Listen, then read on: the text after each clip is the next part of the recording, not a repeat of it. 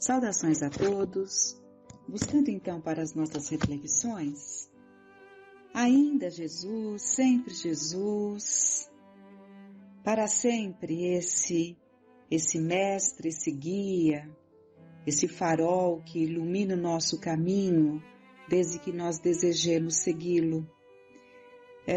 Se buscarmos algumas reflexões no sentido da paz que Ele nos deu, a minha paz vos dou, a minha paz vos deixo, não vou-la dou como o mundo a dá. No mundo tereis muitas tribulações, mas tende bom ânimo. Não se vos turbe o vosso coração, nem se atemorizes. Esses ensinamentos todos da paz que Ele sempre trouxe, porque Sua presença acalmava, Sua palavra acalmava, Seu silêncio acalmava. Em todas as Suas atitudes, Ele viveu e transmitiu a paz a todos que estavam ao seu redor e a todos que eram alcançados por aquela vibração amorosa. A todos, na verdade, que se colocavam em condições de receber aquela vibração amorosa vindo daquele coração que tanto nos ama. Tanto é que a lei já nos ensinava a amar a Deus sobre todas as coisas e ao próximo como a si mesmo. Mas Ele disse aos seus discípulos, a todos que o ouviam: um mandamento vos deixo, que vos ameis uns aos outros como eu vos amo.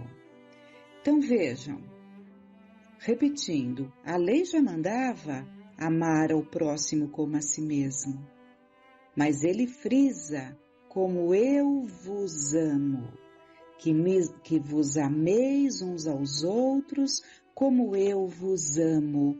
E o seu comportamento foi sempre de doar-se completamente, vivendo a cada momento junto de todos a quem Ele buscava, junto de todos e tantos que o buscavam, vivendo de uma forma plena, emanando o seu amor, porque Ele é a encarnação do amor, né? Jesus é a encarnação do amor. Até então era a lei que muitas vezes permitia a vingança, né? O olho por olho, dente por dente, mas vem Ele e traz a lei do amor. Então, Ele era o amor por excelência. As suas atitudes refletem isso. E para conhecer a Jesus, nós temos que buscá-lo, nos familiarizarmos com os seus passos, com os seus ensinamentos desse homem, como dizem, né?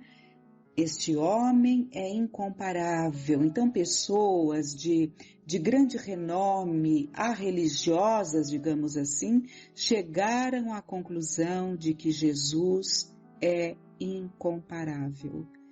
E se observarmos o amor em plenitude, vamos buscar ali aquela passagem em que ele recebe a notícia de que Lázaro estava enfermo. Ele estava em Jerusalém. Vem a notícia de que Lázaro, o grande amigo Lázaro, estava enfermo. Lázaro, irmão de Marta e Maria. Mais um tempo vem a notícia de que Lázaro havia morrido. Jesus ainda se demora 2 dias em Jerusalém. E depois tem toda a caminhada de Jerusalém até Betânia, né?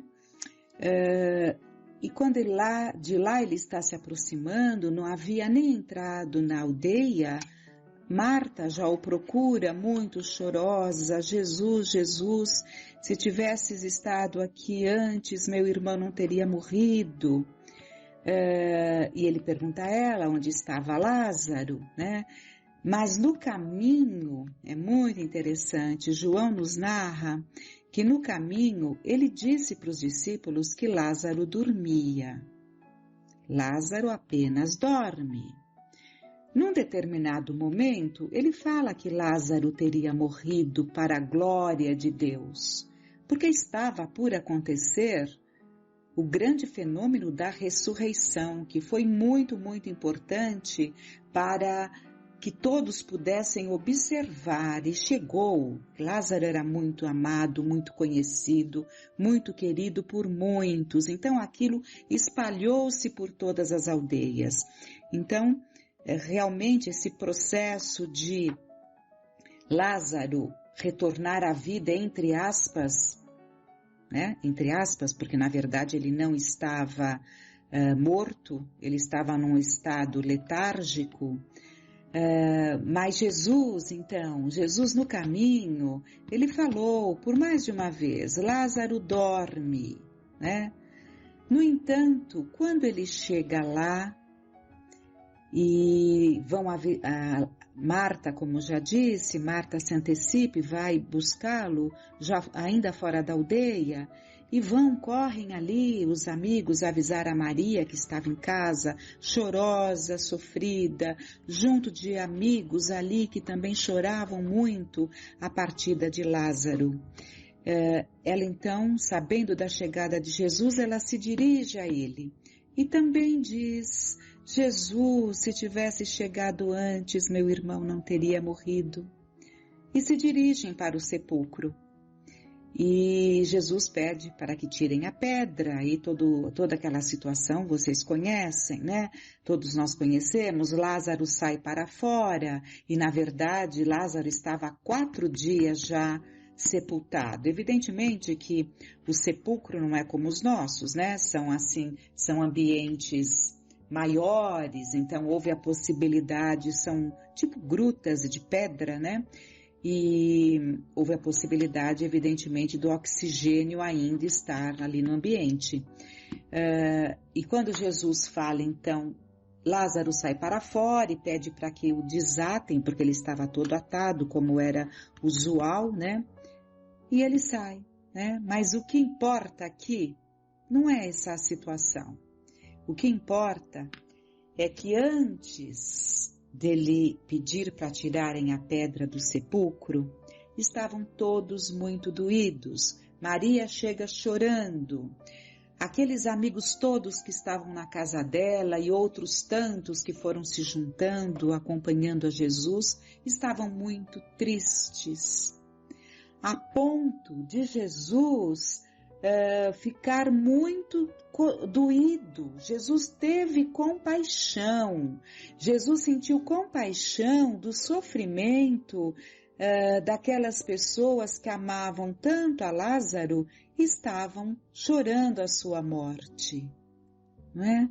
Então, o que nós queremos trazer é que a partida de um afeto querido dói, mesmo para aqueles que têm certeza absoluta da continuidade da vida, têm certeza absoluta de que a vida continua, né?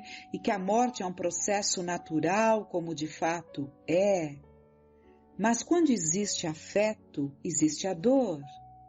E Kardec nos trouxe no Evangelho segundo o Espiritismo, ali naquela parte que ele coloca sobre as dores, as provas que fazem parte desse nosso mundo de provas e expiações, e foi nesse mundo de provas e expiações que Jesus encarnou entre nós, né?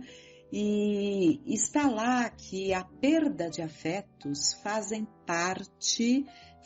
parte das misérias humanas. Então é uma prova no nosso mundo de provas e expiações, em que a pessoa parte para o plano espiritual e que existe com certeza o contato pelo pensamento, o contato pelos encontros noturnos, as percepções pela mediunidade, tudo isso de fato há, né? Mas a dor da saudade, a dor de não ter mais aquele contato físico. Por isso, valorizarmos enquanto estamos juntos. Valorizarmos cada momento enquanto estamos juntos. Então, Jesus é assim, né? Ele sentiu compaixão da dor daqueles companheiros que choravam a partida de Lázaro. Então ele não chorou o amigo morto, como alguns interpretam. Ele teve compaixão, lendo atenciosamente, atentamente o relato de João, todos perceberemos que ele chorou por compaixão, né? Ele sentiu compaixão daquele grupo que estava triste, né? Era assim na festa nas bodas de Caná, que foi a primeira, logo de início, né? Na verdade, é o primeiro relato dos feitos de Jesus. Era uma festa de casamento da família de Maria. E as festas judaicas de casamento, elas duravam dias, né? E o vinho tinha acabado. E terminar o vinho ali para os judeus era algo assim inadmissível, trazia maus presságios, era algo ali muito significativo, né?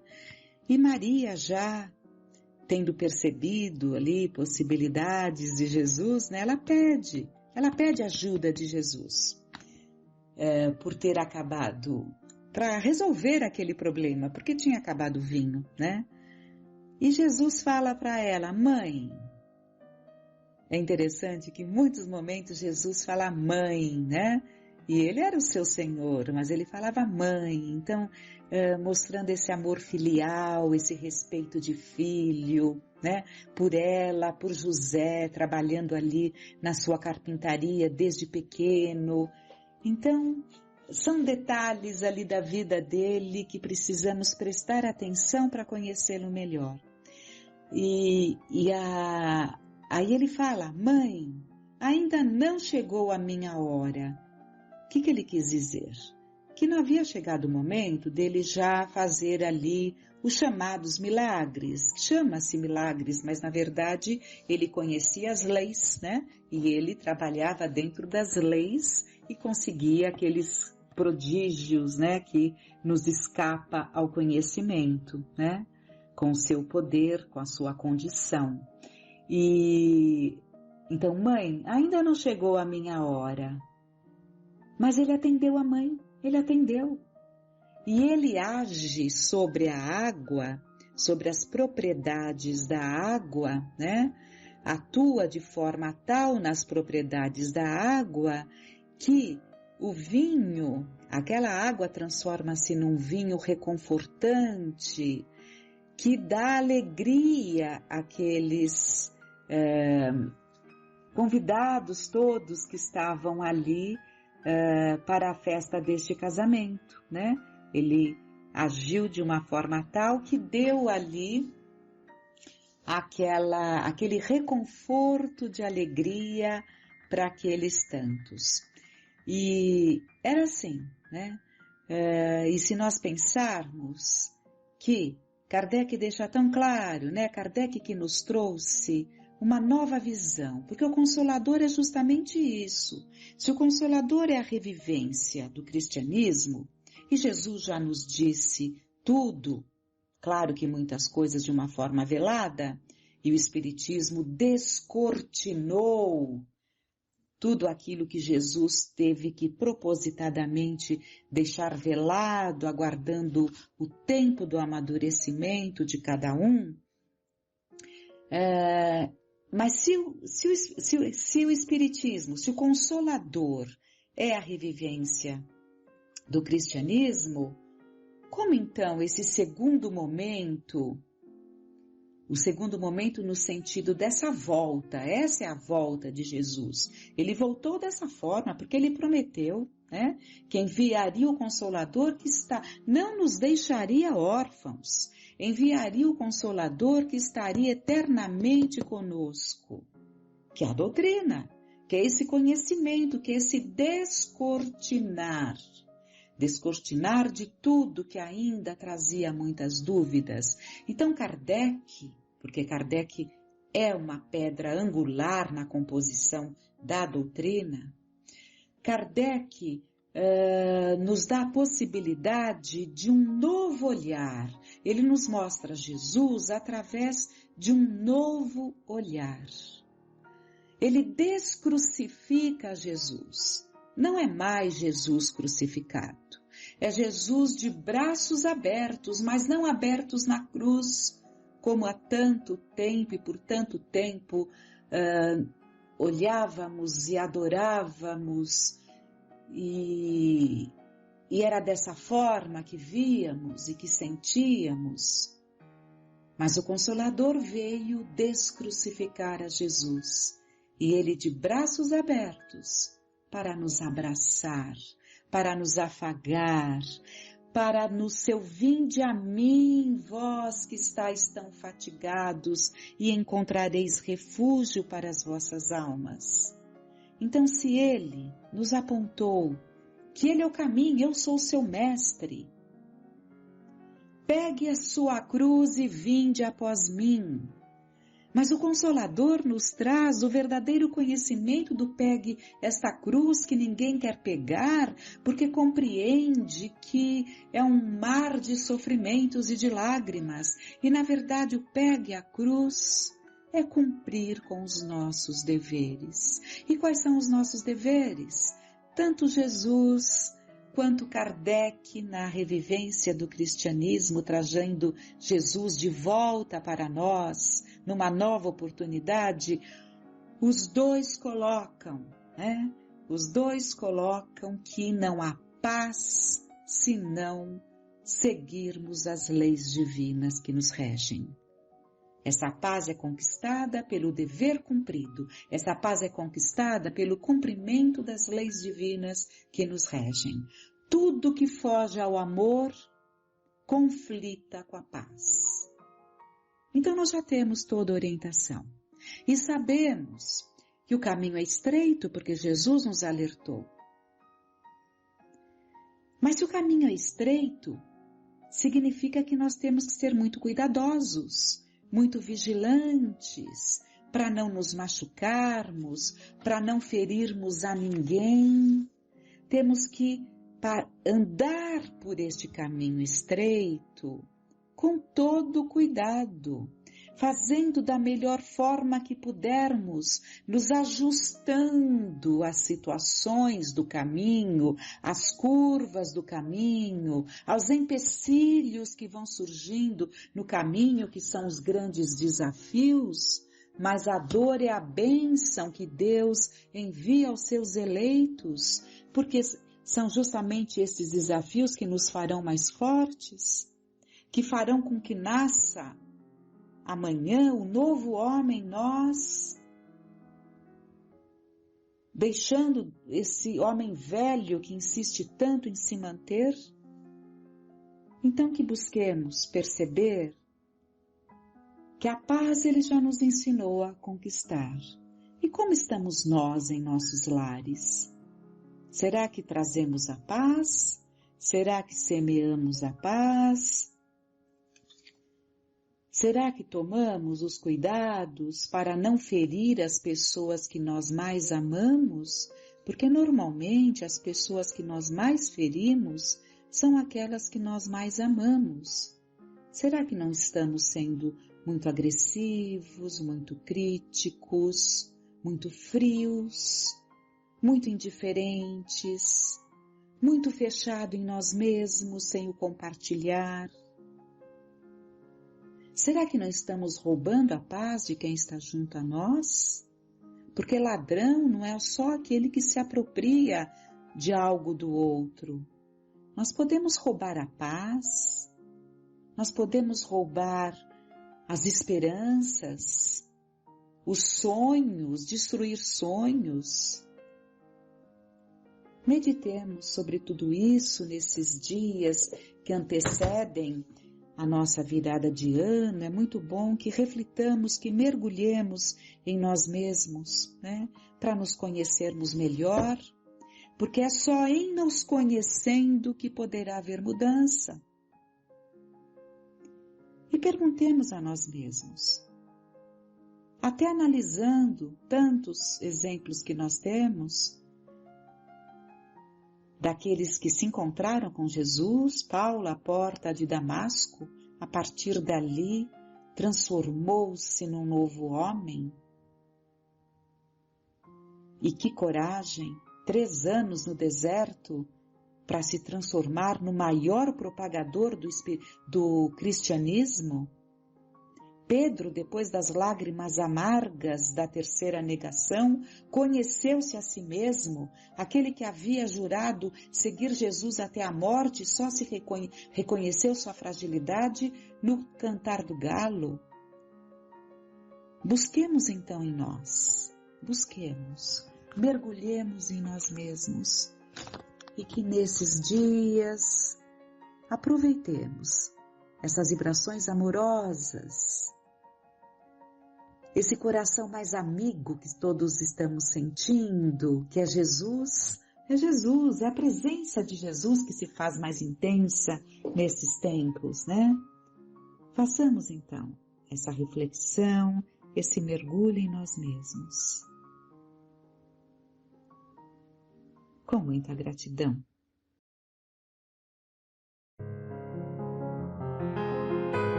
Olá pessoal, tudo bem? Vamos seguir com o nosso estudo do livro Alguém Me Tocou, de José Carlos de Luca. Estamos no capítulo 11, Lei do Auxílio. Gosto de falar dele, Cristo, porque foi um homem de perfeita autorrealização. Entretanto, ele não foi o único filho de Deus nem afirmou que o fosse. Em vez disso, ensinou claramente que aqueles que cumprem a vontade do Senhor tornam-se assim como ele, um com Deus. Acaso não foi a missão de Jesus na terra lembrar aos homens que Deus é o Pai Celestial de todos e mostrar-lhes o caminho de volta para eles? Uma reflexão de Yogananda, que é um líder espiritual nascido na Índia em 1843. Embora ele não pertencesse formalmente a nenhum grupo cristão, tinha profunda admiração por Jesus e seus ensinamentos. Nas palavras que abrem o capítulo desse livro, Self-Realization, Yogananda consegue captar a essência da mensagem do Cristo, a qual poderia ser sintetizada em 2 pontos de máxima importância: que Deus é o Pai Celestial de todos, que o caminho para reencontrá-lo é fazer a sua vontade. Tocar Jesus e ser consequentemente por ele tocado depende da realização em cada um de nós dessa sublime mensagem. Cristo afirmou que era o caminho, a verdade e a vida. Em João, essa passagem, do 14:6. Se Jesus é o caminho, nós precisamos andar por este caminho, e não simplesmente permanecer olhando para ele. Não adianta dizermos que as palavras de Jesus são maravilhosas se não as empregarmos em nossa vida. Ninguém chega a determinado lugar se apenas permanecer admirando a estrada que o leva àquele destino. Precisamos caminhar com Jesus na estrada que ele nos mostrou. E essa estrada se chama fraternidade, porque tendo Jesus nos apresentado Deus como o Pai Celestial de todos, chegamos à conclusão imediata de que todos somos irmãos uns dos outros, independentemente de raça, credo ou religião. Aqui está um dos eixos centrais da mensagem cristã. Seguir Jesus implica para nós o esforço de viver fraternalmente em paz com as pessoas, a despeito das nossas diferenças religiosas, sociais, políticas e raciais.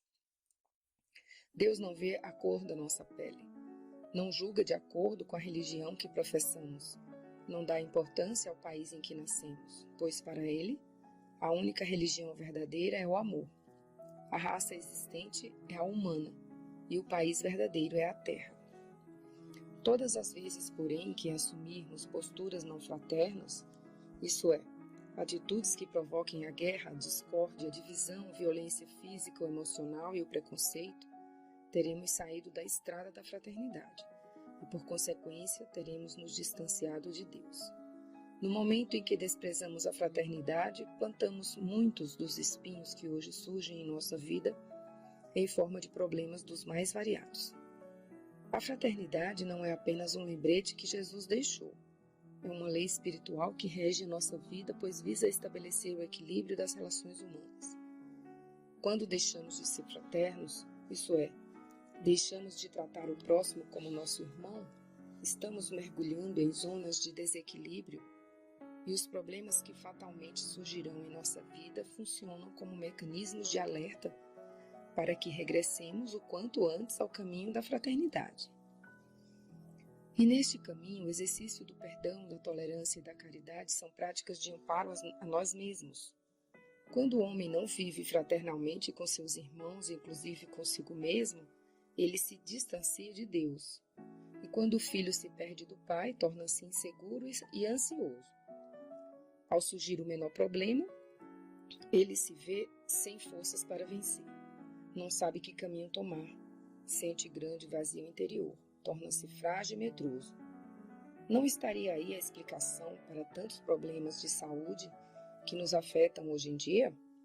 Para tantos casos de depressão, síndrome do pânico, infartos e neoplasias? Grande parte destas doenças está na consciência de culpa que trazemos por termos vivido distantes da lei do amor e da fraternidade.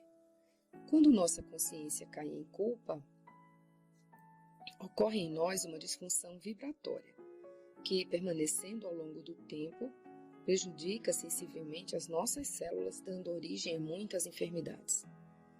Essa disfunção vibratória causada pela consciência de culpa pode também atingir a nossa saúde financeira. A nossa energia mental é a responsável pela mobilização dos recursos necessários à concretização de nossos projetos no mundo material. Ora, se a nossa mente está turvada pela consciência de que agiu mal em relação ao próximo, muitas vezes surrupiando-lhe uma oportunidade de progresso na vida, causando-lhe prejuízos financeiros e morais, a nossa força mental se enfraquecerá de tal forma que a prosperidade se ausentará de nós. Em todos esses estados de angústia física e espiritual, o homem, então, procura desesperadamente por Deus, grita, chora, reclama e, por fim, ajoelha-se, clamando por socorro. Mas Deus não fica sensibilizado apenas com nossas lágrimas. A lei divina, a expressão da vontade do Pai, avalia se estamos apenas chorando ou se já esboçamos sinais de arrependimento por termos vivido distantes da sua vontade. Jesus nos mostrou o caminho de volta ao Pai. Yogananda observou que Jesus era um homem autorrealizado porque fazia a vontade do Pai. Na prece do Pai Nosso, oramos para que seja feita a vontade de Deus, mas na prática queremos que Deus faça a nossa vontade. E muitas vezes essa vontade não tem nada a ver com a vontade do Pai. Qual é a vontade de Deus para a nossa vida? Já nos fizemos essa pergunta? Se me fosse possível resumir, eu diria que a vontade de Deus é que sejamos pessoas amorosas. Deus nos ama e oferece este amor diariamente a nós. Sentindo-nos amados, nós também devemos nos amar e, consequentemente, manifestar esse amor àqueles que cruzam o nosso caminho. Que, na relação que tivermos conosco mesmos e com o universo à nossa volta, o amor esteja impregnando nossas atitudes. E isso é estar com Deus, viver em Deus, unir-se a Deus. Fora disso, estaremos andando à margem do caminho, colhendo espinhos em nossos próprios passos, pois, segundo o apóstolo Paulo, o amor é o cumprimento perfeito da lei. Está em Romanos 13:10. E se hoje os espinhos do desamor estiverem nos envolvendo na forma dos mais variados problemas, precisamos acreditar que tudo isso pode ser mudado. E aí está outro aspecto central da mensagem de Jesus. O destino não é imodificável.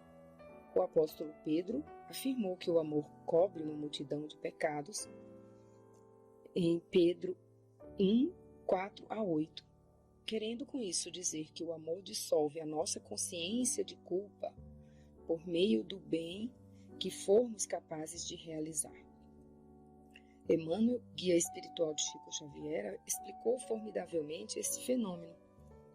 A prática do bem, simples e infatigável, pode modificar a rota do destino, de vez que o pensamento claro e correto com ação edificante interfere nas funções celulares, tanto quanto nos eventos humanos, atraindo em nosso favor, por nosso reflexo melhorado e mais nobre, amparo, luz e apoio, segundo a lei do auxílio.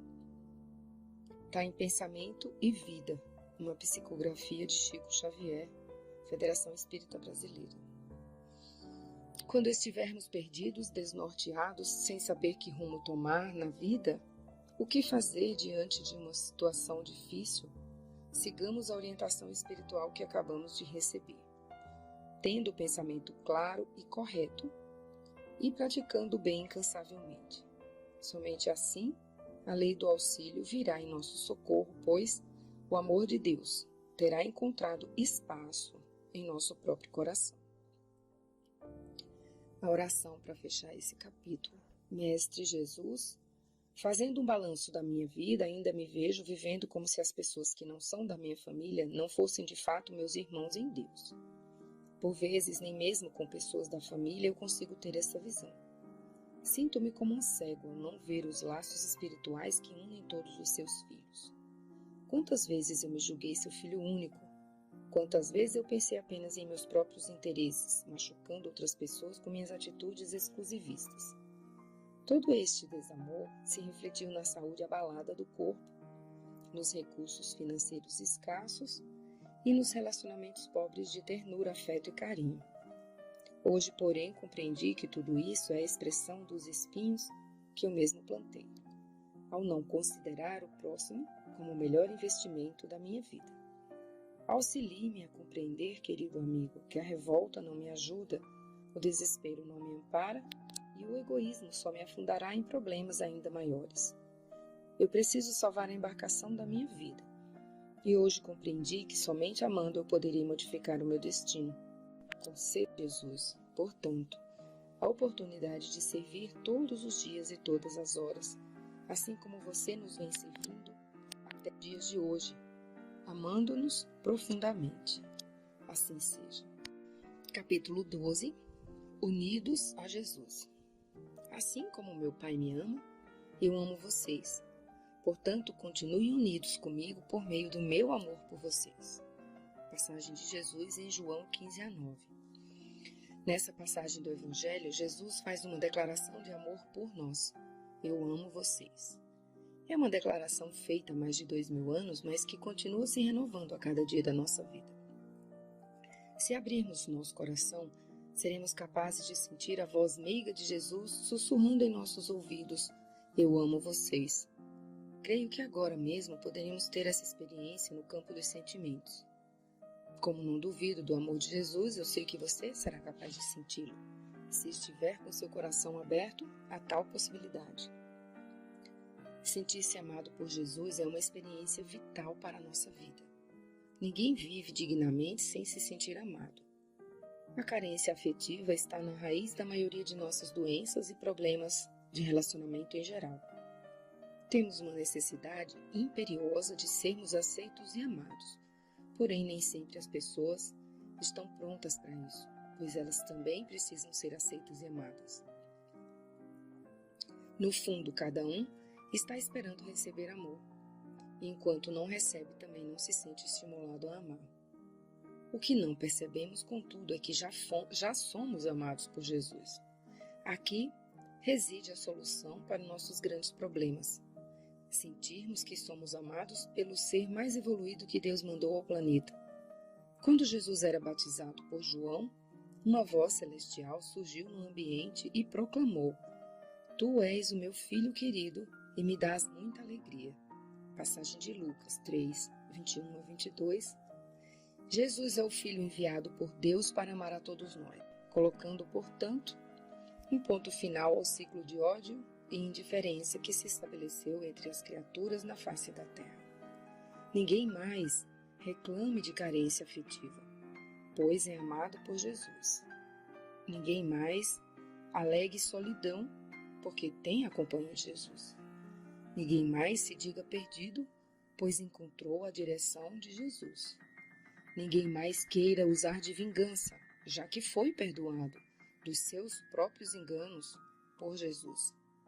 O amor de Jesus não foi uma mera declaração, destas que costumamos fazer aos outros, sem que haja de nossa parte atitudes firmes que demonstrem o amor declarado.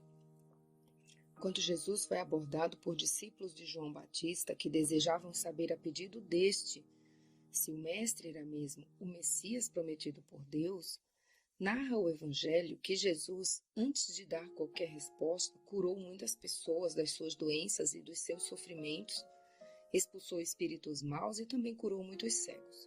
Depois de tudo isso, voltando-se aos discípulos de João Batista, o Cristo respondeu: voltem e contem a João o que vocês viram. Diga a ele que os cegos veem, os coxos andam, os leprosos são curados, os surdos ouvem, os mortos são ressuscitados e os pobres recebem a boa nova. E felizes são as pessoas que não duvidam de mim. Passagem também de Lucas, nos capítulos 7, 18 a 23. Vejam que Jesus, primeiramente, agiu no amor e somente depois respondeu aos discípulos do Batista. O amor de Jesus por nós é algo concreto. Ele quis provar que era o enviado de Deus para nos ajudar a evoluir por meio de ações amorosas, socorrendo os necessitados em suas aflições. Jesus nunca ficou de braços cruzados diante dos que sofriam, fossem dores físicas ou morais.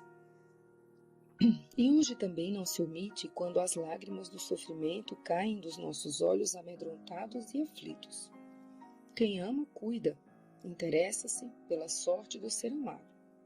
Aliás, foi Jesus quem afirmou: ninguém tem amor maior do que aquele que dá a vida por seus amigos. Passagem de João 15:15. Cristo tem um amor maior, pois ele sacrificou a própria vida por nós. Será que já pensamos mais detidamente no que representou todo o calvário que Jesus enfrentou até a crucificação? Todas as dores horrendas que ele suportou foram decorrentes do amor que sente por nós. Enquanto Jesus caminhava até o local da crucificação, ele pensava em cada um de nós. Ele dizia o seu nome, o meu nome e o nome de todos os filhos da terra.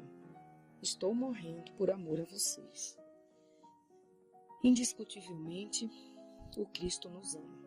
E seu amor nunca está pobre, conforme nos afirma Bezerra de Menezes, no livro Apelos Cristãos, uma psicografia de Francisco Cândido Xavier. Mas talvez você esteja se perguntando: se Jesus me ama, por que ele me deixa sofrer tanto?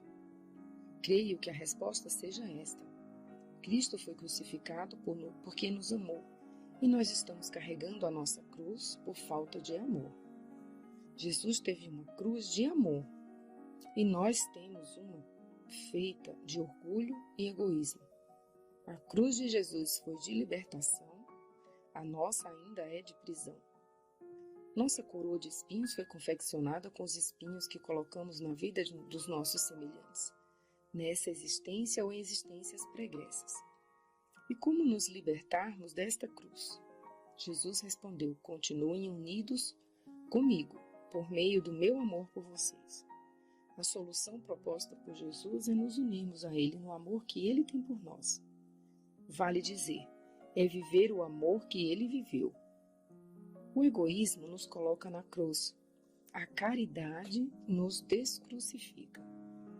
Quando amamos como Cristo amou, nós tocamos o coração dele e aí trocamos a cruz da dor pela vitória do amor. E a oração, para encerrar o capítulo: Jesus amigo, você me convida para permanecer unido a você pelo amor. Eu sei que tenho andado distante de você. Algumas vezes eu o procuro em minhas preces e confesso que não o encontro. Sinto-me sozinho em muitos lances difíceis da existência. Mas hoje descobri que esta solidão espiritual é pura ausência de amor em minha vida. Nem esmolas mais eu venho dando, nem sorrisos eu ando espalhando, nem palavras amigas eu venho distribuindo, nem um pedaço de pão eu venho repartindo. Por isso não consigo senti-lo em minhas súplicas, porque a única linguagem que você entende é a do amor. Em matéria de amor eu tenho sido quase um analfabeto. Mas eu quero doravante firmar minha amizade com você, querido Jesus. Quero amar e amar é fazer ao outro o que eu gostaria que fizessem a mim. Simples assim. Ajude-me a estar com você, não apenas quando eu estiver no templo religioso. Que eu permaneça unido a você todas as vezes e que alguém passar por mim precisando de um simples pedaço de pão, de uma palavra de conforto que o tire da solidão, de alguém que lhe dê a mão. Eu quero ser esta pessoa. Jesus, você me ajuda?